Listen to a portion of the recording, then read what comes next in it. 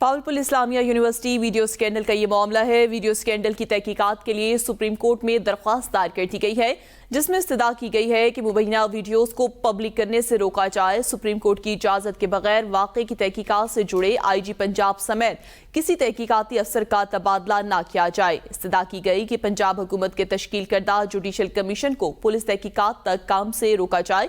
Police اور F آئی اے کو 15 روز میں تحقیقات مکمل کرنے کا بھی حکم دیا جائے۔ عدالتی اجازت کے بغیر واقعے سے متعلق تفصیلات کسی سیاسی شخصیت کو فراہم نہ کی جائے، جبکہ مبینہ ویڈیو کلپس غیر متعلقہ افراد پبلک کر رہے ہیں۔ ویڈیوز شیئر کرنے سے روکا جائے تاکہ طلباء کو بلیک میل نہ کیا جا سکے۔ سیاسی افراد کی مداخلت کے باعث شفاف تحقیقات ممکن نہیں۔ درخواست میں وفاق، پنجاب حکومت اور ایف آئی اے سمیت دیگر کو فریق بنا کیا ہے۔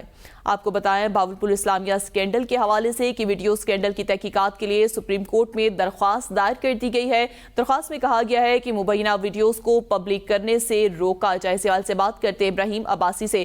جی ابراہیم عباسی، آگاہ کیجیے گا، سپریم کورٹ میں درخواست دائر کر دی گئی ہے باولپور اسلامیہ یونیورسٹی ویڈیو سکینڈل کے معاملے پر۔ جی بالکل، آج سپریم کورٹ میں Bahawalpur university video scandal case کے حوالے سے جو پٹیشن دائر کی گئی ہے وہ ذوالفقار بھٹا کی جانب سے، ایڈوکیٹ ذوالفقار بھٹا کی جانب سے دائر کی گئی۔ اس میں موقف اپنایا گیا ہے کہ جو جوڈیشل کمیشن بنایا گیا ہے پنجاب گورنمنٹ کی طرف سے، اس کو کام سے روکا جائے۔ ان کا موقف یہ دیا گیا ہے کہ کیونکہ وہ ججز ہیں، اس کے اندر یہ پارٹی بھی بن سکتے ہیں، جس کی وجہ سے جو تحقیقات ہے اس میں رکاوٹ بن سکتی ہے۔ اور جو ایف آئی اے ہے، ایف آئی اے کو 15 دن کے اندر یہ انکوائری مکمل کر کے رپورٹ جمع کرانے کا کہا جائے۔